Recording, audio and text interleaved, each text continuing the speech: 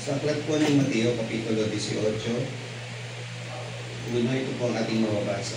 Ang oras na iyon ay nagsilapit ang mga alagad kay Jesus na nagsasabi, sino nga baga ang pinakadakila sa kaharian ng langit?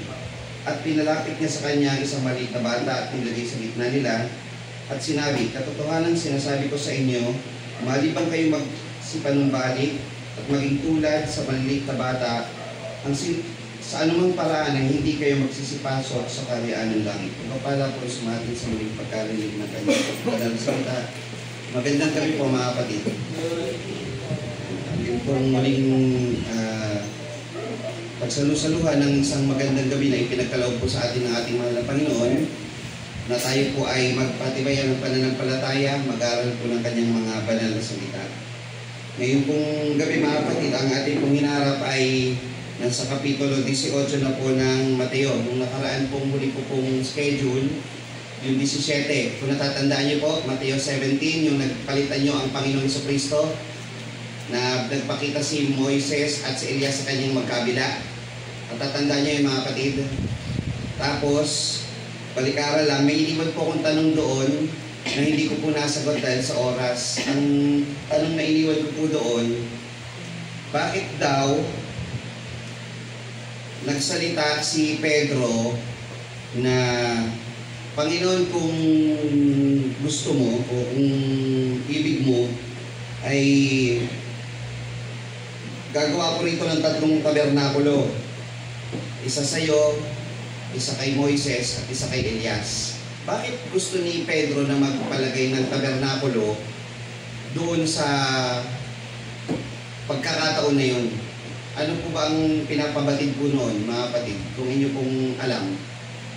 Ayon po sa inyong pagkaunawa. Mainit. Ha? Mainit. Mainit. Ito po mga kapatid, yung bahagi po na ito ay, alam nyo kasi mga kapatid, itong si Pedro, pag nagsalita po si Pedro, yung panahon na hindi pa dumadating yung panahon ng Pentecostes, si Pedro talagang agresibong mauna sa mga bagay-bagay. At sa magitan ng kanyang pananalita, nalalaman nyo rin kung ano ng panahon. Tinan nyo to. At nagbago nga Diyos sa harap nila, nagliwanag ang kanyang mukha na katulad ng araw at pumuting tulad ng ilaw ang kanyang damit, ang Panginoong Hesus. At narito, napakita sa kanila si Moises at si Elias at nakipag-usap sa kanila. At sumagot si Pedro at sinabi kay Jesus, Panginoon, mabuti sa atin na tayo dumito. Kung ibig mo, ay gagawa ako rito ng 3 tabernakulo. Ang isa ay sa iyo, ang isa ay kay Moises, at ang isa ay kay Elias. Bakit po? Ito po kasi mga kapatid ay pagpapakita na kung ano nung panahon meron itong pagkakataon na ito. Sa Biblia po kasi mga kapatid, sa Mateo, meron po ditong mga panapanahon na tinutukoy. Hindi po katulad sa atin, anong panahon ngayon? Petsa ang iniisip natin, anong buwan, anong araw. Ito po ay panahon ng pista na ng tabernakulo.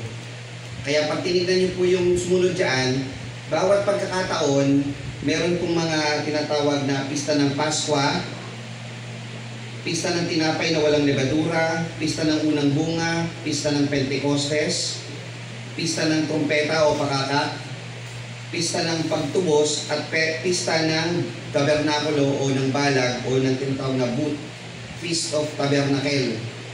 Dito po mga kapatid, sa Levitico 23, pag binasa niyo po yung buong kapitulo, nandun po yung bawat mga pista. Huwag niyo isipin na yung pista kapareho po nakikita natin dito tuwing May 1, yung may mga banderitas, tapos may pakain na, hindi po ganon.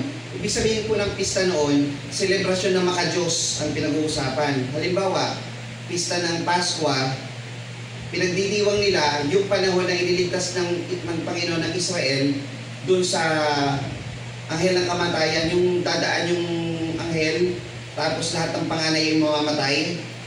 So dahil yung kaligtasan na yun, ipinagdiriwang nila yon, inaalala nila yon, o pista ng Paskwa o Passover. Yung pista ng tabernakulo o tabernacle, pinagdiriwang nila yon, at ito lang sa panahon na ito, dahil sa tagal nito, maabot po ito ng 7 araw, at lahat po sa buong Israel nagpupunta sa isang lugar, hindi saan kayo mag-stay? Kundi gumawa kayo ng booth o tabernakulo. So nung panahon na yun, Panginoon, kung ibig mo, dumito tayo. Igagawa kita ng tabernakulo, isa rin kay Moises, isa rin kay Elias. Kasi yun lang yung panahon, wala na kayong mababasa sa Biblia na ibang panahon kung kailan pwede silang gumawa ng booth o ng balag o tinatawag na tabernakulong maliliit na pwede nilang tuluyan. Kundi sa panahon lamang ng pista ng tabernakulo. So nung sinabi ni Pedro, igagawa kita, papayagan ka bang gumawa sa hindi ganung panahon? Hindi. Sa panahon lang ng pista ng tabernakulo. So ang pinapakita lang po nun kung anong panahon na ito. Kaya pag binasa nyo na tuloy-tuloy, susunod naman dyan pista ng tinapay na walang lebadura. Sa pista ng tinapay na walang lebadura, hinahanap ng mga alagad, nasan po dito yung kordero? Nasaan yung kordero nung panahon na yon? Wala naman sila daladalang tupa. Sabi ng Panginoon, kasama na nila yung kordero. Siya mismo yung kordero kasi na papatayin sa panahon ng pista ng Paskwa. Tapos panahon ng pista ng Pentecostes, yun naman dumating yung dilang kawagis ng apoy sa panahon ng Pentecostes. 50 days after naman po ng isang feast. Kaya Pentecostes, 50 days. So sunod-sunod na yun. Ang hindi lang po narating po dito, yung naganap is yung pista ng trumpeta. Kasi pininiwalaan po dito mga kapatid, kahit po sa inyong likod naniniwala, yung pista ng trumpeta o yung pakakak na palatutugtugin, yun na yung panahon ng paghukob yung sa isang kisap mata, tutunog ang mga pakakak, baka doon na po yung mangyari, yung pangyayari na yun. So ano po yun, 7 pista po yun nasa Levitico 23, yun po yung iniwan natin noon. So pag may nagtanong bakit gustong magtayo, kasi po panahon po kasi ng pagtatayo ng tabernakulo. Pista ng tabernakulo po yun. At ang background po nun nasa Levitico 23, kung gusto nyo pong basahin sa bahay. Ngayon, itong 17, kung inyo pong matatandaan, sa uno, si Pedro, si Santiago at si Juan, dinala ng Panginoong Jesus doon sa isang bundok para doon nagbagong anyo ang Panginoon. Ngayon, pansinin na natin doon sa pagsambatayan. Nang oras na iyon, nagsilapit ang mga alagad kay Jesus na nagsasabi, sino nga baga ang pinakadakila sa kaharian ng langit? Alam niyo mga kapatid, itong mga alagad, o bago natin talakayin Kapitulo 18, konting background po muna sa overview ng chapter 28. Ang chapter 28 po ng Mateo ay napakaraming mga aral na nakapaloob. Marami po itong mga parte, katulad ditong verse 1 hanggang verse 6, pinapakita po dito yung childlikeness na topic. Maging gaya ng isang bata. Narinig nyo na yung pag-aaral na yun, mga mensahe na yun. Bakit daw ang isang tao kailangan maging gaya ng bata? Hindi po maging isip bata, maging gaya ng bata. Bakit daw? Ang bata ay masunurin, busila, ano pa isang yun, sister? Yung mangmang siya sa paggawa. Mangmang sa paggawa ng kasalanan. Pinagtatanim ng galit. Yan. Chapter 7 naman, hanggang patuloy. Andiyan naman po yung topic naman na madalas din itinatanong ng mga mananampalataya na anong ibig sabihin nung kung ang kanang kamay mo ay magiging katitisuran sa'yo, putulin mo. Yung kanang paa mo, katitisuran sa'yo, putulin mo. Kung kanang mata mo ay nagiging katitisuran sa'yo, dukitin mo. Ano ibig sabihin nun? Doon naman po nakasulat yun sa verse 7 hanggang 10. Pagdating ng chapter 12, isa namang matalinhagang pagsasalita ng Panginoon kung saan sinabi niya yung kung ang isang tao ay nawala ng isang tupa, nag-aalaga ng 100 tupa, mawala ng isa, di ba, iiwanan niya yung 99 para hanapin yung isa. So, ibang topic naman po ulit yun. Pagdating ng 15 hanggang 20, ang pinag-uusapan naman dito, yung forgiveness.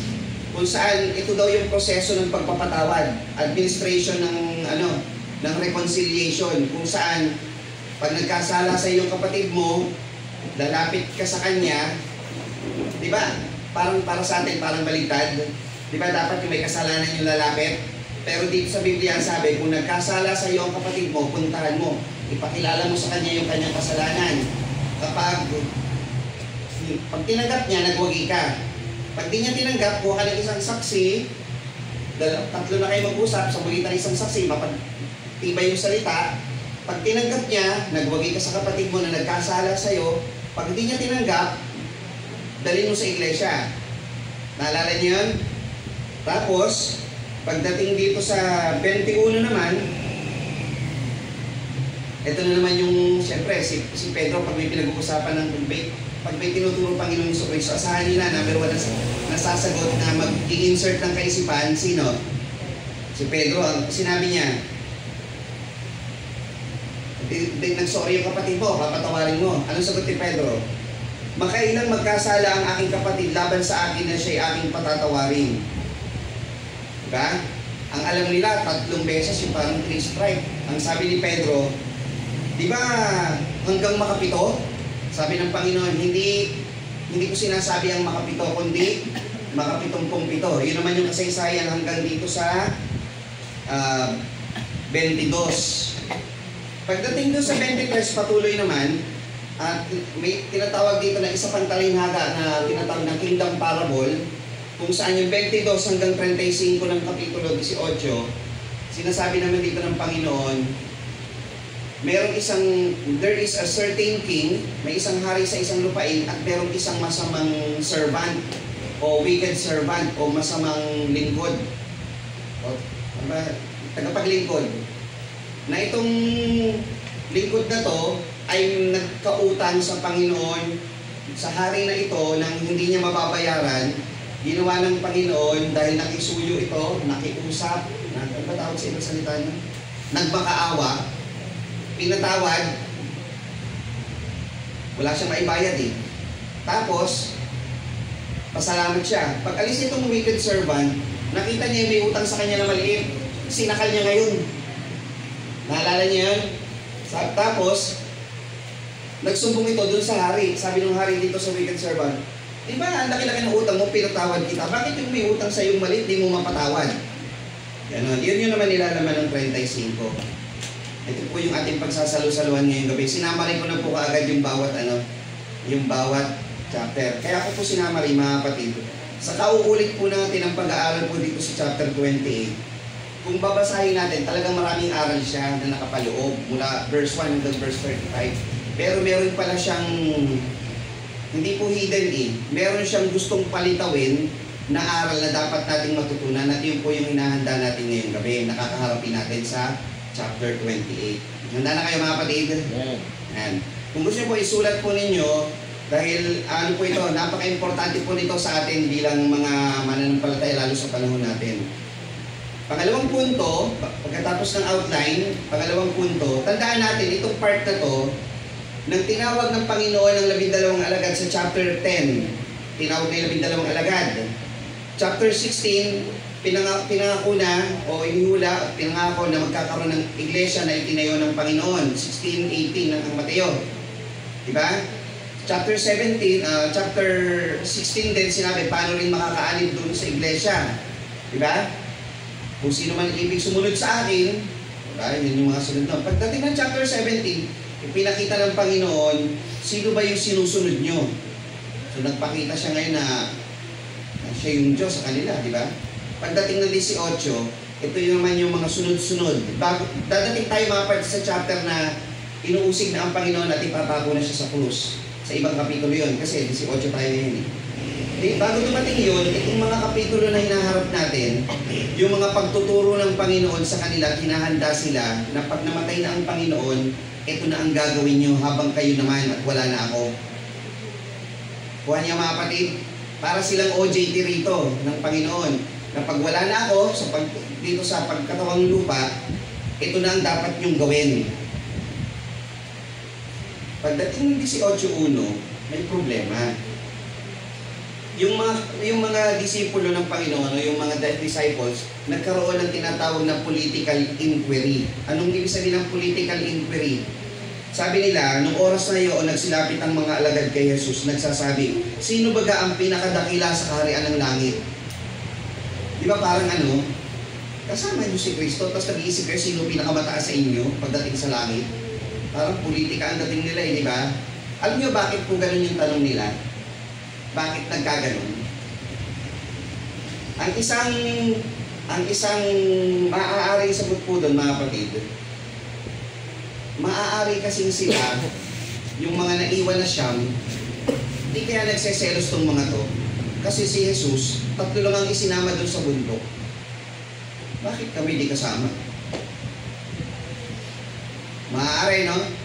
Pangalawang sagot, maaari, alam niyo mga lalaki, kahit hindi mag-usap yan, pag nagkatabi-tabi sa isang larangan yan, nagkakaroon ng competition yan. Bawa, bigyan niyo sila ng elementary pa lang, ha? Bigyan niyo sila ng kanya-kanyang papel, ballpen, mag-drawing kayo ng puno. Kahit sabihin, wag mong sabihin pagandahan kayo, yung mga lalaki, usually, anong gagawin yan?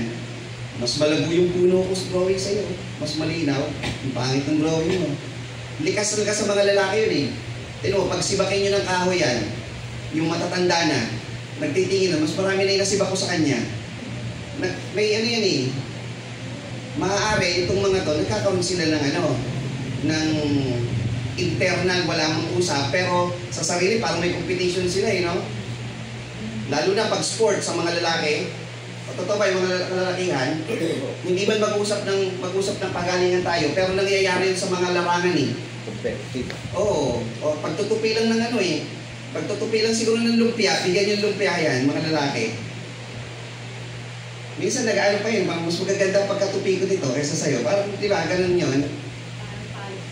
Oo, nagkakaroon automatic yun eh. Pero ako naniniwala, dun sa pangatlong sagot, doon sa Isaias 9, sa 1-7, meron pong nakasulat doon na itong mga Hudyo at mga alagad ay may pinangahawakang mangyayari. Pakibasa po natin. 9:6. Sabi po dito ng propeta Isaias,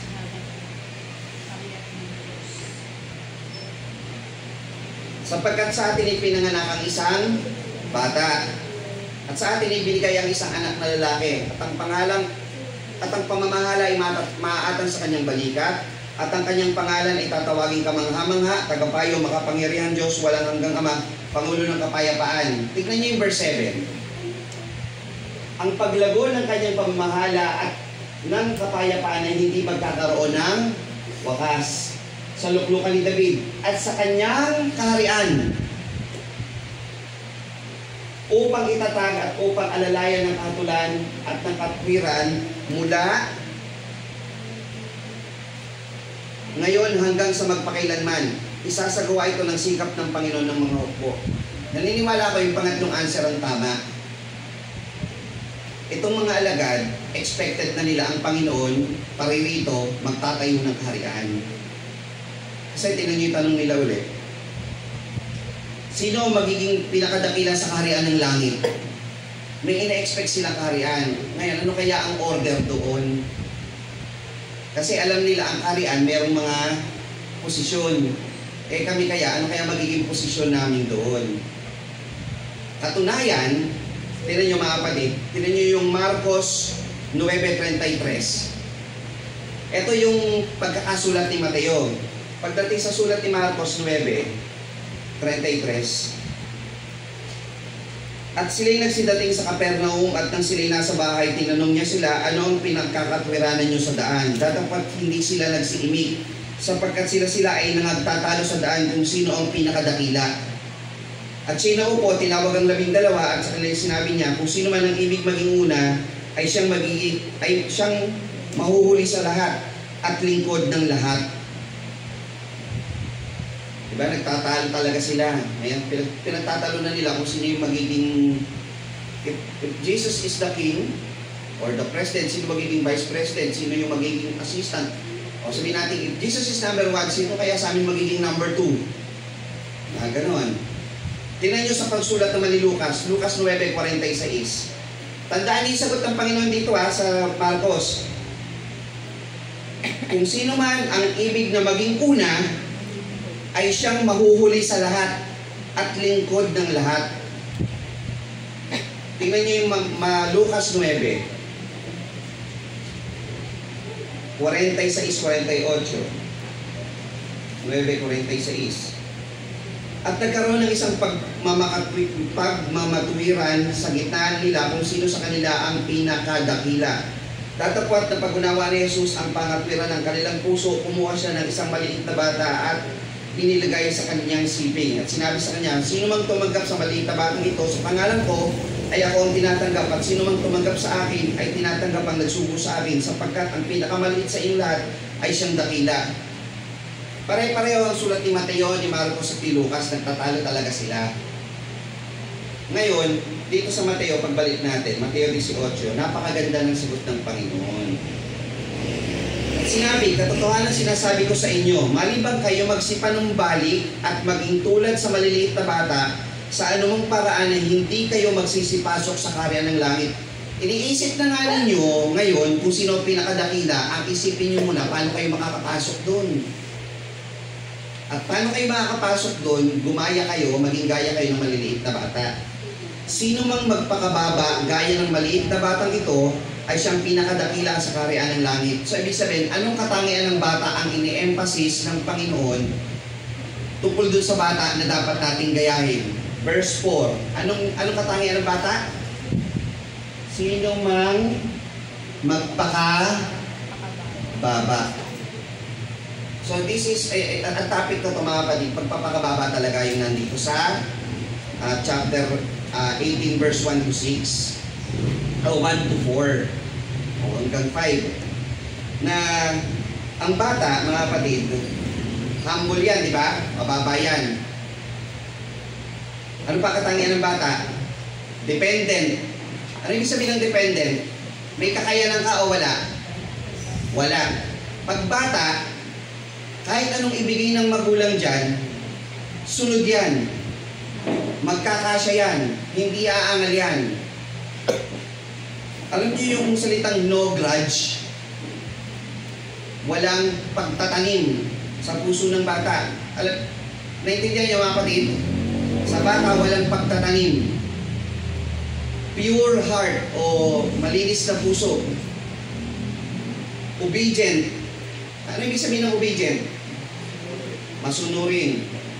Yung bata, sa kamurahan ng isip niya, pag yan inutusan, wala yung question, bakit ko gagawin to? Anong sagot doon? Bakit niya gagawin yun? Kasi iniutos ko sa'yo, dahil magulang mo ako. Sundin mo yan. I know what's best for you. Tama? At ang pinakamagandang katangian pa ng bata, bukod sa siya mababa, yung siya ay isang believer. Kung ano sabihin ng magulang yan, naniniwala yan. Wala yang, ang matatanda, ganito. Lalo pera. May pera ka? Wala eh. Pag matandang magsalita ng wala, ano ibig sabihin? O tingnan nyo, iba-iba tayo nang nasa isip. Pero pag ang bata, sinabihan ng magulang, anak, wala akong pera. Ano nasa isip ng bata? Walang pera yung magulang. They believe. Pero ang matanda, pagka pareho tayong matanda, sabihin ko sa inyo, wala akong pera. Depende ka sa tono yun kung bibigyan mo ng kahulugan yun. Tama nga yun. Ang bata na dapat natin tularan, walang hidden agenda yun, walang ano yun, walang alinlangan yun. They believe.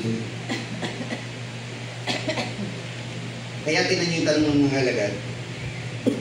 Sabi, sino nga kaya makaliligtas? Gagaya tayo sa isang bata, mga kapatid. Pag sinabi ng Panginoon, you believe. Diba? Hindi ka mag-aalinlangan sa salita ng Panginoon. Walang magsasalita sa kanyang sariling, kaya ko ang buhay ko. Kasi ang bata dependent sa magulang. Tayo dependent sa Diyos. Wala tayong hindi natin kayang sagipin ng ating sarili. Diyos lang makakapagsagip sa atin. Ganun yun. At bilang bata, para maligtas ka, kailangan ng isip mo, ang puso mo malinis, mababa, para makarating ka sa langit. Hindi pwedeng dadating ka sa langit, punong-puno ka ng grudge, punong-puno ka ng tanim ng sama ng loob, tanim ng tawag dito bukod sa sama ng loob na tinatanim, galit, puot, tanim ng nakaraan. Anumang nakaraan yan, dapat wala yan. Hindi mo dapat dalhin sa langit yan. Dapat yan, napako kasama sa krus. Wala na yun. Kasi pag binabalik-balikan mo pa yan, dadating ka ba sa langit? Kasi nung nakaraan, kasi ganito. Wala nang ganon. So napakaan pala ng talata na to mga kapatid, na dapat natin tignan maigi. So ito kasi mga kapatid, itong Kapitulo 18, may apat po na ano to, apat na, pag ito ay i-outline natin, first part, yung 1 to 5, childlikeness. Next part, forgiveness. Next part, sin prevention. At ang pang-apat, soul winning. Ano yung forgiveness? Tingnan natin yung forgiveness. Basahin natin sa verse 5 na tayo. Sino mang tumanggap sa isa sa ganitong maliit na bata sa aking pangalan ay ako ang tinanggap. Datapat sino magbigay ng ikatitison sa maliit na ito na nagsisimpalataya sa akin ay may pakikinabangin pa siya kung bigilan ng kanyang leeg ng isang malaking batong gilingan at siya ilubog sa kalaliman ng dagat. Dito mga kapatid, from tayo ay dapat na maging gaya ng bata sa ugali ng bata. Dito nag-shift o binago ng Panginoon yung kanyang pakahulugan sa pagiging bata. Ang ibig sabihin ng bata na rito, pagiging anak. Kung sino pansamantala, palitan niyo yung bata, gawin yung anak o anak ng Diyos. Sino mang tumanggap sa mga anak ng Diyos, ay ako ang tinatanggap. Parang ganito, may anak kayo, sino may anak? Pag may kalaro yung anak nyo at bati sila, nagmamahalan sila, nagmamalasakitan sila, may concern ka sa bata na yon? Meron. Pero pag kumaway sa anak mo yun, ano tingin mo sa bata na yon? Ay, awayin mo rin yun. Ba, hinataw ng kahoy yung ulo ng anak mo. Magagalit ka sa kumaway? Kumaway ka. Kaya sabi ng Panginoon, sino mang magbigay ng ikatitisod sa isa sa maliliit na ito na nagsisisampalataya sa akin, kaya yung anak ng Diyos, wag na wag nilang gagalawin. Gaya ng Israel. Ngayon, yung Israel, anak ng Diyos yan, di ba? Bayan ng Diyos yan. Sino mang gumalaw sa Israel, pinarurusahan ng Panginoon hanggang sa panahon ngayon. Kaya ngayon, mga kapatid, yung iglesia, sino mang gumalaw sa iglesia, mananagot sa Panginoon. At binibilinan dito, kung kayo mismo sa loob, yung kapwa niyong kapatid sa pananampalataya na nagsisisampalataya sa Panginoon, sabi dito, sino mang magbigay ng ikatitisod sa maliliit na ito na sumasampalataya sa akin, wag ibig sabihin, wag mong gagawa ng masama yung iyong kapwa kapanampalataya. Okay po? Ganun. Sa aba ng sanglibutan, dahil sa mga kadahilanan ng ikatitisod, sapagkat kinakailangan dumating ang mga kadahilanan, datapat sa aba ng taong yaong pinanggagalingan ng kadahilanan. Sabi, kawawa naman yung tao na yon. Pag in-English mo itong ikatitisod na ito, kung sino man ang makapagbigay sa kanya ng sin, yung sin dito, ang English dito, ang Greek word dito, skandalizo. Galing sa word na English ito, scandal. To affect na magkasala, to influence na magkasala, to provoke na magkasala yung tao, lagot ka kay Lord. Ganun yun. So wag na wag kayong gagawa ng ikapagkakasala, ikatitisod ng kapatid mo sa pananampalataya. At kung gagawin mo naman yun, na ikaw ang magdudulot nun, mabuti pa sa'yo, talian na lang ng bato sa lake at ihulog na lang sa dagat. Mas okay pa yun kaysa gawan mo ng pagkakasala yung kapatid mo sa pananampalataya. Yun sa verse 8. Verse 6. Ngayon verse 8 naman tayo.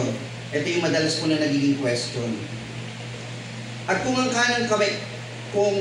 kamay mo o ang paa mo ay makapagpapatisod sa iyo, putulin mo at yung itapon. Mabuti pa sa iyo pumasok sa buhay na pingkaw o pilay kaysa may dalawang kamay o dalawang paa na ibulit ka sa apoy na walang hanggan. At kung ang mata mo ay makapagpapatisod sa iyo, ay dukitin mo at yung itapon. Ano po ibig sabihin nun, mga kapatid? Ito, ang Greek word naman po dito, yung hand, right hand. Yung foot, right foot. Yung eye, right eye. Bakit ganun? Dudukitin niyo po ba talaga? Hindi, syempre. Ikamamatay mo rin yun eh. May infection yun eh. Paano yun? Para maintindihan po natin mga kapatid, kung sa gagamit tayo ng Greek dito, yung hand dito na sa original na salin is right hand. Pag sinabi ng paa, sa original na salin, right foot. Pag sinabing eye, right eye. Ang mga Hudyo, pag bumabasa po nito, naiintindihan nila agad yun. Ano ibig sabihin naiintindihan? Pag sinabi kasi right eye o kanang mata, kanang kamay, kanang paa, it's your dominant arm, dominant feet, dominant eye. Your best arm, your best foot, or your best eye. Pag nakikipaglaban ka, sorry sa mga kaliwete, pero kung mas marami talaga ang kananete. Yung best part of your body ay gamitin mo sa mabuti, huwag sa masama. Huwag katulad ng mga laban noon, para pasusukuin kayo, sabi nga kay Saul noon eh, sumuko kayo. Pag hindi, pag sumuko kayo, bulagin niyo yung kanang mata nyo, tsaka yung mga kanang ano nyo. Ganon. Hindi ibig sabihin talagang putulin sa panahon na yon. Ibig sabihin, kung ano yung best mo, gamitin mo sa Panginoon, huwag mong gamitin yung best mo. Di bali nang yung best feature mo ay hindi mo magamit, basta hindi mo magamit yun sa masama. Example, si Jose, nung siya ay ibinenta sa Ehipto, di ba siya ay naging ni Potiphar? Kinuha siya ni Potiphar, tapos yung asawa ni Potiphar, si Potiphar po ay lalaki ha. Yung asawa niyang babae, hindi pinangalanan kasi, o di ba pinangalanan hindi. Nagustuhan niya si Jose. Inakit niya ngayon si Jose. Hinubaran na nga doon eh. Ano ginawa ni Jose? Yung asawa ni Potiphar, tandaan niyo, si Potiphar mataas ang katungkulan. Kukuha ba si Potiphar ng asawa na pangit? Usually, pagka mga pangalawa sa hari, pag kukuha ng reyna yan, ng kanyang asawa, maganda yan. So si Jose, inakit nung reyna ito eh, nung asawa ni Potiphar. Maganda to. Hinubara na siya. Ano ginawa ni Jose? Ang best action ba niya ay pangaralan yung babae na yon? Hindi. Ang best action para sa kanya, umalis. Di bali nang ubutubad akong mahiya sa harap ng mga tao na tumatakbo, mahiya na ako ng ganon, kesa naman, mahiya ako dahil magkasala akong kasama ng babae nito. Do your best part. Diba? So, ang best course of action, pag merong magpapatisod sa'yo, takbuhan mo. Diba? Umalis ka dun. Huwag kang pumunta dun. Pag may umaakit sa'yo, huwag ka nang mag-experiment na, hindi, kakaibiganin ko na lang, malay mo, makaanib ko rito. Hindi. The best action is not to be there. So, yun ang ipinapakita ng Panginoon. Sabi, sige po.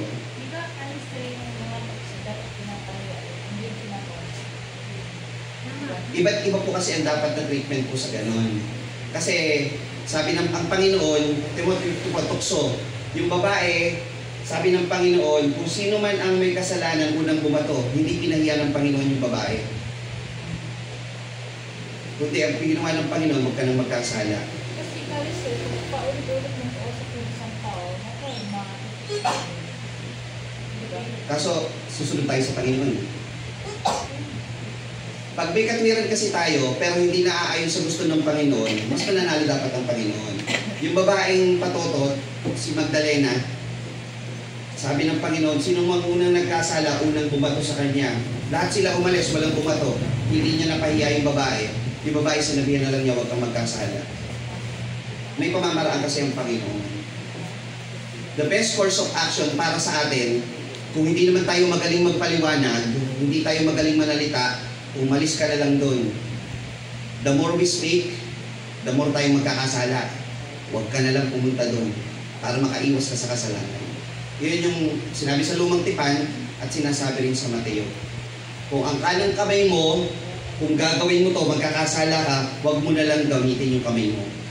Kung yung paa mo na magdadala doon, magkakasala ka, huwag ka na lang pumunta ron. Di bali nang di mo magamit yung paa mo, huwag ka lang mapunta ron sa lugar ng pagkakasala.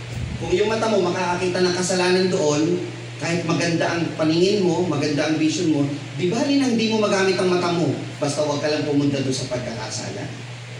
Yun po yun. Ngayon itong unang mga parte, babalikan po natin yan mamaya.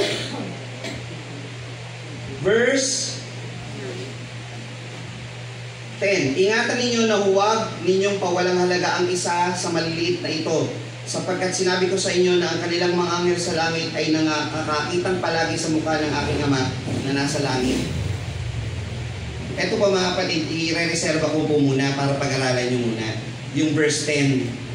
Ang tanong kasi dito nila, meron po bang guardian angel? Verse 10. Nasa Mateo 4 din po yan. At nasa awit din po yan. So, reserva natin para sa ma-excite naman kayo sa mga susunod na pag-aaral. Meron po bang guardian angel na nakalagay po dyan?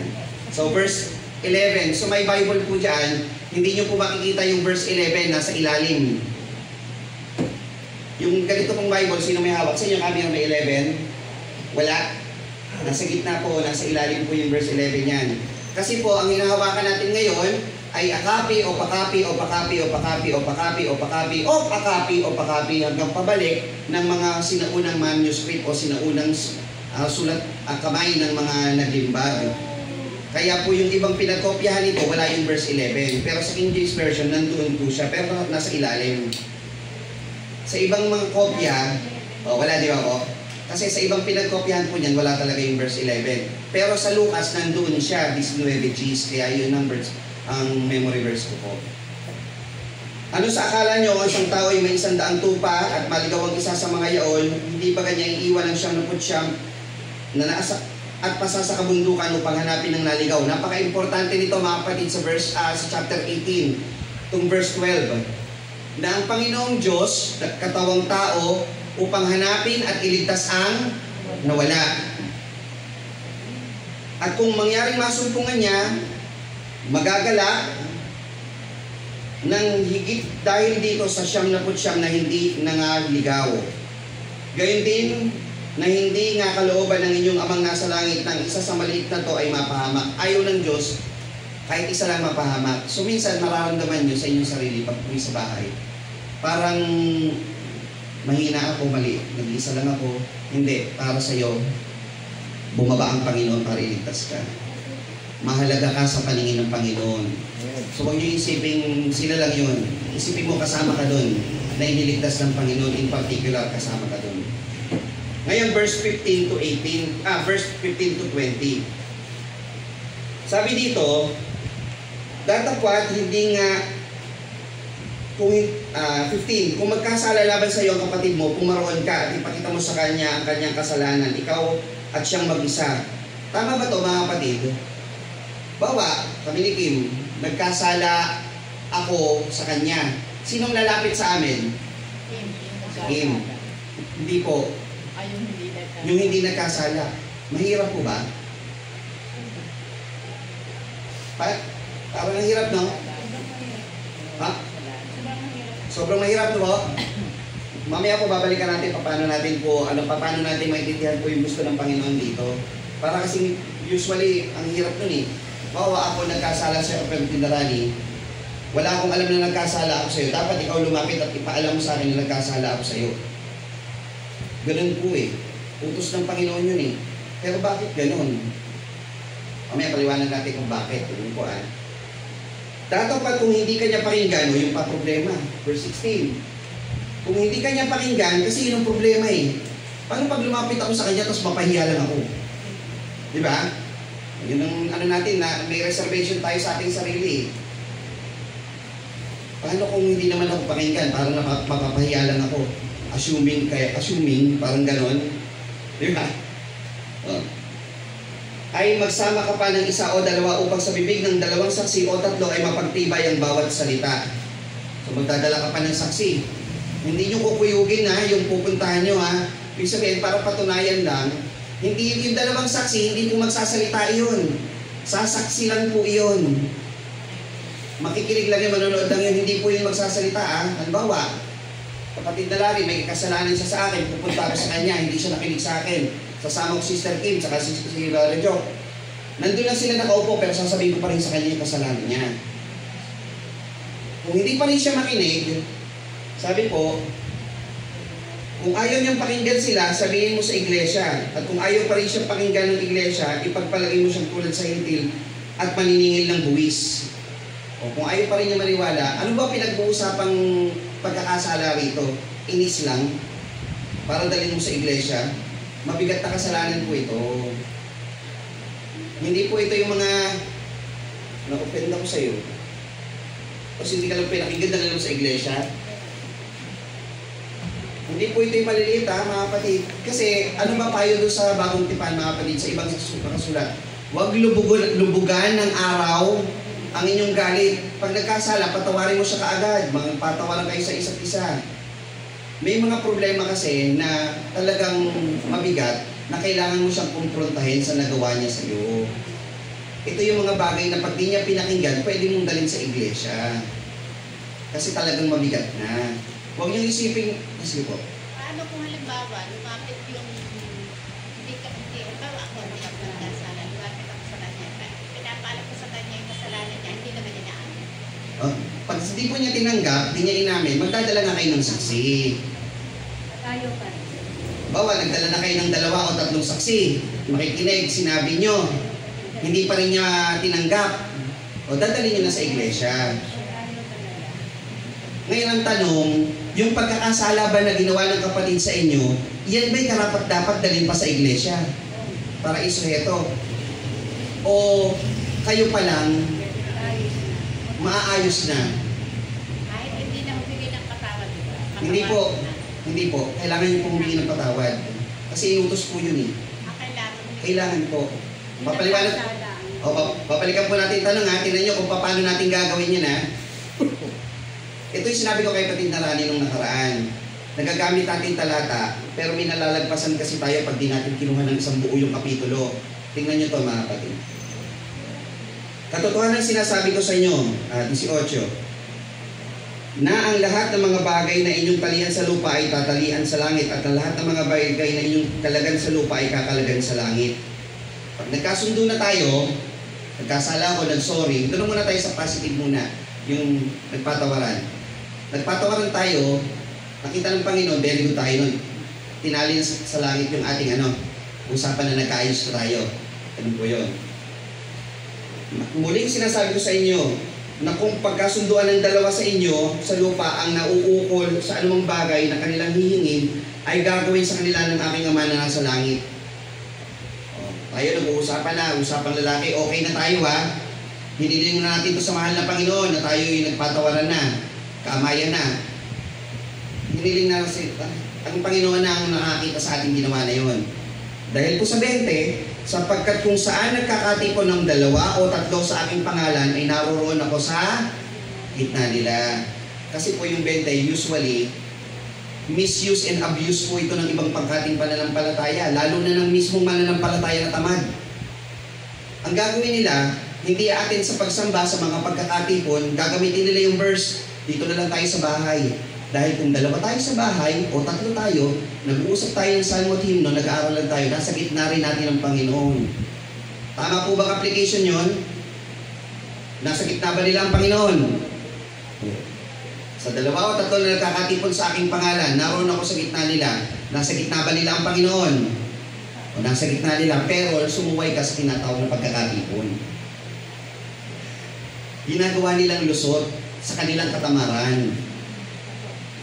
Pero ang verse na to, pinapakita sa pagpapatawaran at nagkaayos tayo, saksi ang Panginoon, nasa gitna natin siya sa panahon na tayo nagkakaroon ng reconciliation. Yan. Ba? Walang kabuluhan yung ganun.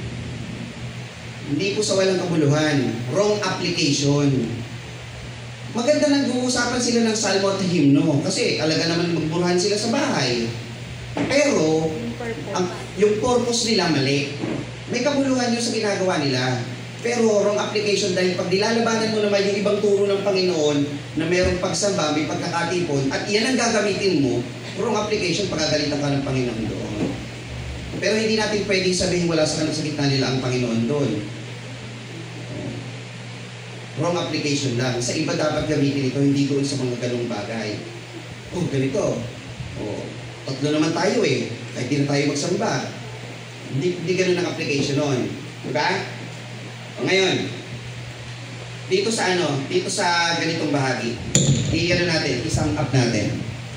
Bakit mahirap sa isang mananampalataya na sabihin ko sa iyo na nagkasala ka at sumunod sa gusto ng Panginoon na ikaw ang lumapit dun sa nagkasala? Alam niyo bakit mahirap? Alam niyo po bakit?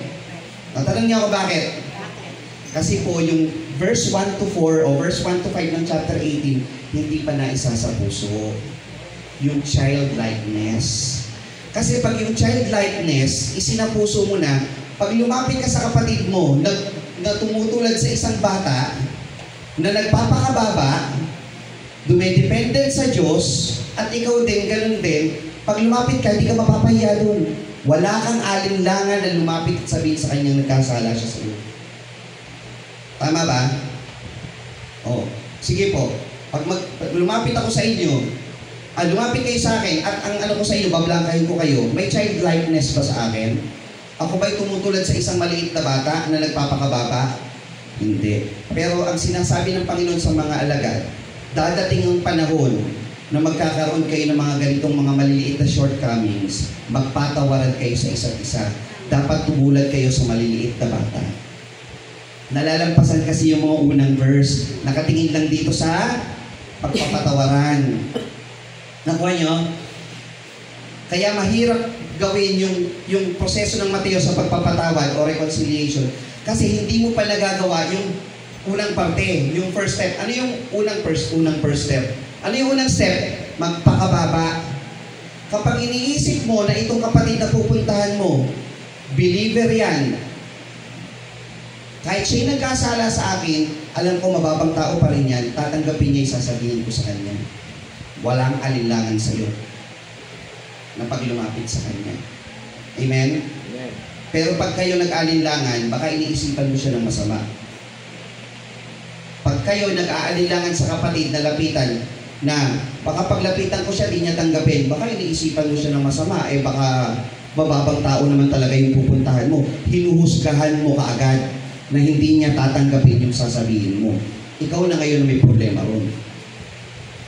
So dapat, pareho kayo.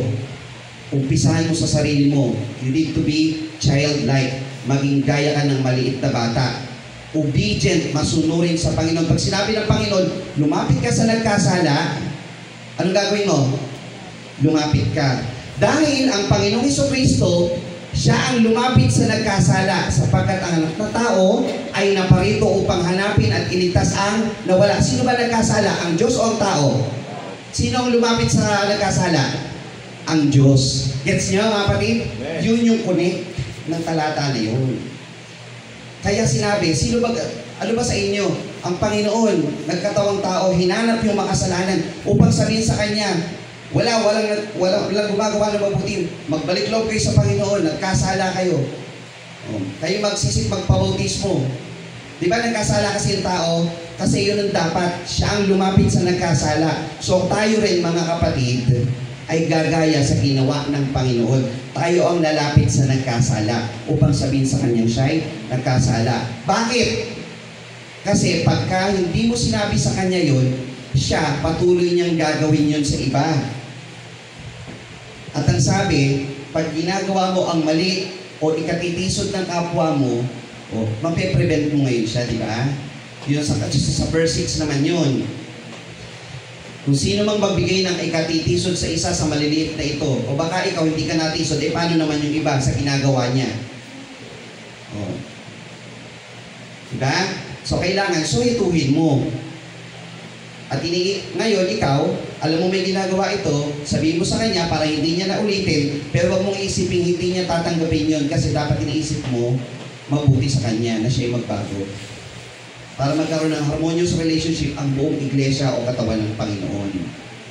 So yun yung connect ng mga talata dun sa Kapitulo 18 na dapat palitawin sa chapter na ito. Diba? Ang ganda ng pagkakasulat, sinimulan ng Panginoon. Sino ang pinakadakila sa amin? Sabi ng mga alagad. Kaya kayo huwag kayo magtataka dun sa ibang mga mangangaral niyo mga kapatid. Sabi ng iba, itong mangangaral namin, ang tanong ko, ito lang, ang dami ng sagot.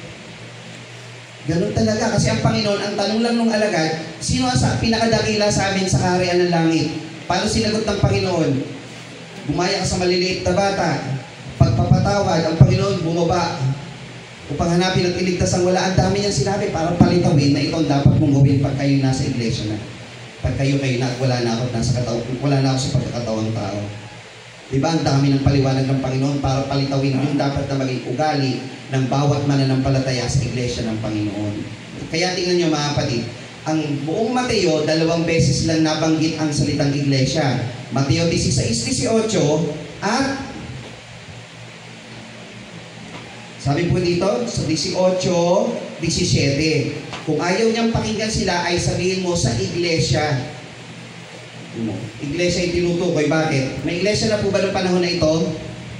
Di ba ang iglesia doon sa Aklat pa ng Gawa dadating? Kung mabubuo talaga sila? O, wala pa namang kongregasyon dito, wala pa namang mga lokal dito. O saan nila sasabihin? Inihahanda nila para pagdating na may mga ganitong lokal na, ito na ang gagawin nyo sa bawat isa sa inyo. Okay po? Verse, nasagot po ba yung tanong? Okay. Verse 24 at 23. Kaya't ang kaharian ng langit ay tulad sa isang hari na nag-ibig makipag-usap sa kanyang mga alipin. At nang siya'y magpasimulang makipaghusay, ay iniharap sa kanya ang isa sa kanyang may utang na 10,000 talento. Mga kapatid, yung 10,000 talento, diba yung, ang alam nyo sa talento, yung binigyan ng talento, nagkaroon pa ng 10 talento. Hindi po yung talento na pagsayaw, pag-awit talento po is currency. Kung sa atin, piso, sa Amerika, dolyar, sa kanila, dinaryo o talento. Yung talento ang pinakamataas na antas po ng kanilang currency.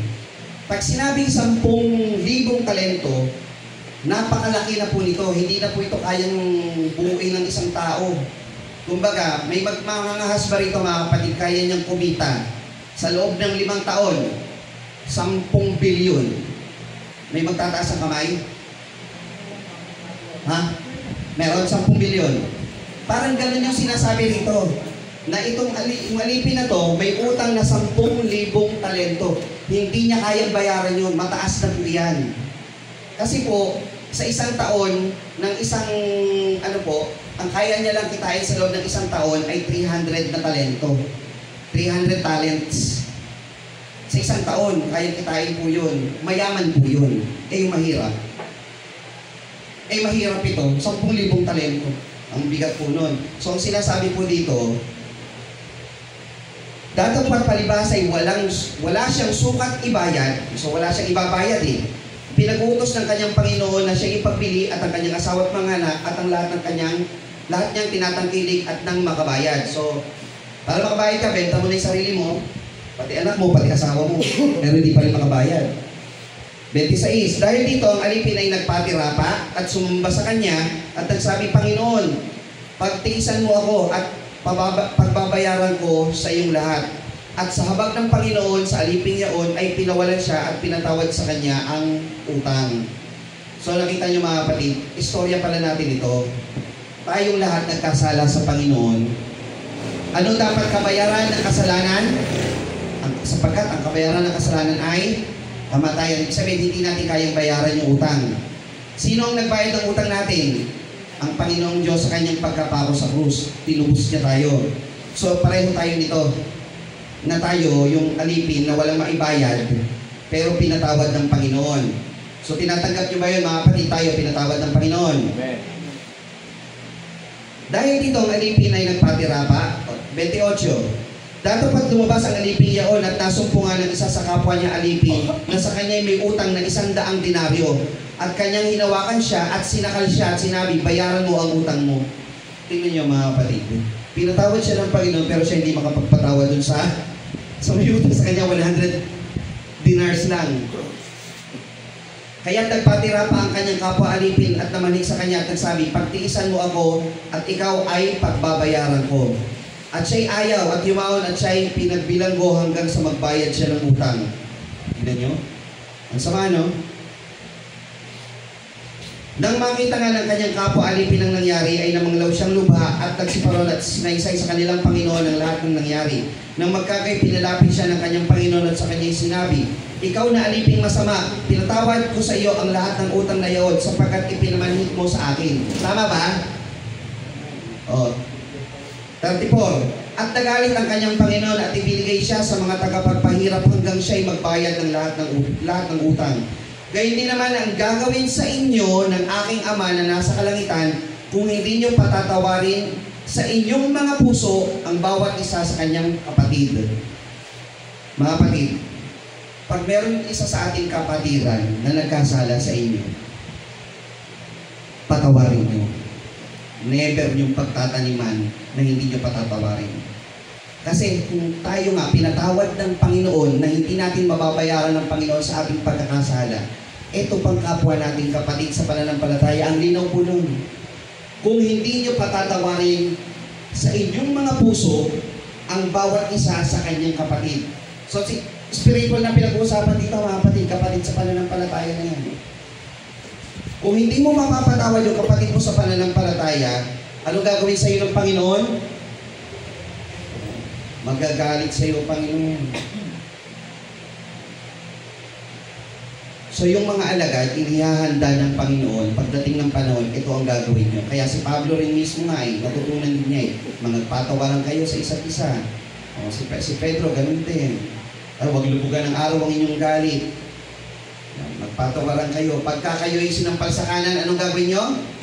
Harap yung kaliwa. Pagdating ng unang Samuel 18, pag-aaralan natin sa susunod, pag nasa Samuel na tayo, pagka sinabi ng Panginoon, pag pinalakad ka ng 1 milya, ano gagawin mo? Lalakad ka ng 2 milya na kasama niya.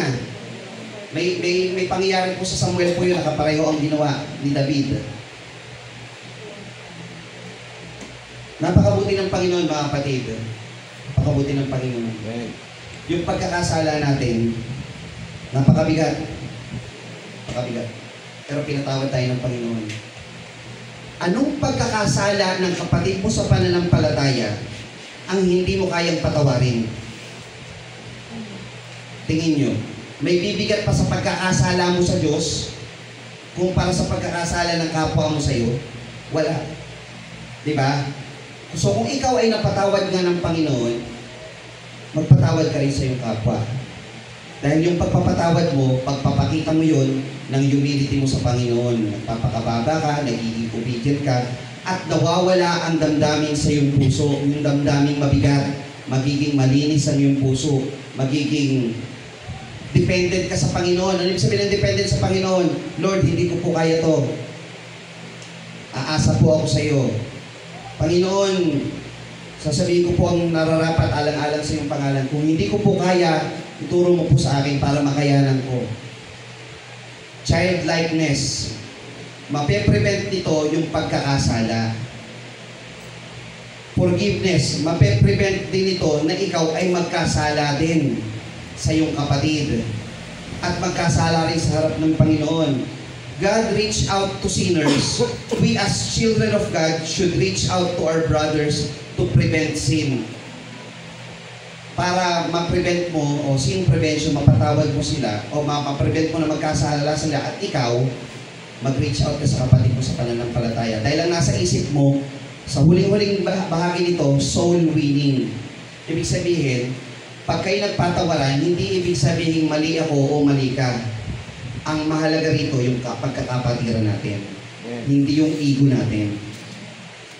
Pag inisip mo kasi yung ego mo, walang mararating yan.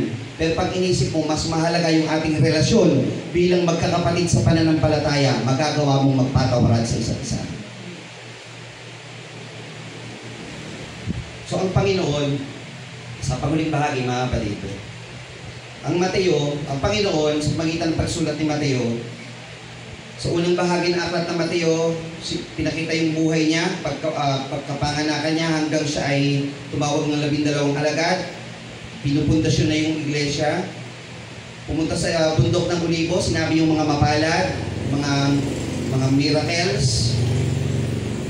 Sumunod naman yung kingdom parables o yung mga pangatalinhaga tungkol sa kaharian ng langit. kasama na rin ito binabanggit natin. Dadating po yung panahon na yung kanyang death of the cross and resurrection. Tayo mga kapatid, wala na dito sa aklat ng Mateo, pero yung aral na kinukuha natin dito sa ating pag-aaral sa Kapitulo 18, yung lessons of faith natin sa chapter 18, ay tignan natin ang buo. Childlikeness, forgiveness, sin prevention, tapos soul winning. Ang mahalaga mga kapatid, mas maligtas natin yung kaluluwa. Huwag mapahamak ang isang kaluluwa na hindi dahil sa best part natin o yung best part natin gamitin natin sa pagsagip ng kaluluwa. Yung best part natin gamitin natin sa pagpapatawad. Yung best part natin gamitin natin sa pagiging gaya ng isang bata na may malinis na puso. Yung best part natin mga kapatid gamitin natin sa paglilingkod sa Panginoon. Kung yung mata natin nagagamit natin sa maraming bagay, pagbabasa, panunood, may Biblia mga kapatid. Let your eyes read the word of the Lord at makita natin gaano kabuti ang Panginoon sa bawat isa sa atin. Pagka mayroong nagkaroon dito mga kapatid ng bawa, ilan na may Biblia ang hawak dito. Pag dumating yung panahon at nagtuturo po kami at nakita namin nagdagdagan po yung may hawak ng talagang Biblia, pakiramdam namin lalong nagkakaroon kami ng bunga doon. Kasi nananamnam ninyo, mahalaga talaga yung may sariling Biblia. Use your eye, use your hand. At mahalaga mga kapatid, use your feet na makarating sa bahay panalaginan. Lumakad ng ayon sa kalooban ng Panginoon. Huwag doon sa gawa ng masama.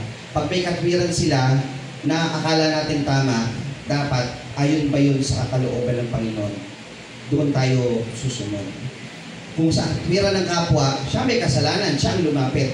Pero sa Panginoon, tayo ang magpapaalam sa Kanya. Ngayon, pag nilapitan mo siya, huwag mo isipan ng masama yung kapwa mo. Isipin mo, magpapakababa yan dahil magpapakababa din ako sa Kanya. Dahil sa paggawa mo nito, nasusunod mo ang kalooban ng Panginoon. So ngayon, babalikan natin ating pagsampatayan. Sa Mateo 18:1, at dito po tayo magtatapos. Nang oras na iyon, nagsilapit ang mga alagad kay Jesus na nagsasabi, sino baga ang pinakadakila sa kaharian ng langit? Mga kapatid, nais niyo bang makarating sa kaharian ng langit? Mga kapatid? Amen. Pinalapit niya sa kanya ang isang maliit na bata at ilagay sa gitna nila. At sinabi, katotohanan sinasabi ko sa inyo, malibang kayo'y magsipanumbalik. Pag sinabing maliban, may iba pa bang way? Wala na, di ba? Malibang kayo'y magsipanumbalik at maging tulad sa maliliit na bata, hindi po maging isip bata. Maging mature tayo, pero childlikeness ang puso. Diba? So, be mature. Sa anumang paraan ay hindi kayo magsisipasok sa kaharian ng langit. So, walang ibang paraan. Diba? Makapalad ang may malilinis na puso sapagkat makikita nila ang kaharian ng langit. Sino man ngang magpakababa na gaya ng maliliit na batang ito ay siyang pinakadakila sa kaharian ng langit. You will be the best. Diba? Bakit po the best? Ang daming mapapahamak. Kayo ay among sa mga tao na sasama ng Panginoon doon sa kaharian ng langit. Sarap ng mga kapatid. At ang tanging paraan, tayo yung tumulad sa isang maliliit na bata. Mahirap ito mga kapatid, sa totoo lang. Pero sa gabay at kalooban ng Panginoon, sama-sama natin itong gaganapin. Papanalangin natin sa Panginoon na tayo bigyan ng karunungan, bigyan tayo ng dagdag na pananampalataya at lakas ng loob upang magawa ang mga bagay na Kanyang iniuutos. Muli, isang magandang gabi po sa inyo lahat. Purihin natin mahal na Panginoon sa ating sinagawang pag-aaral ngayong gabi. So susunod po, chapter 19. Maraming salamat po. Magandang gabi sa inyo lahat.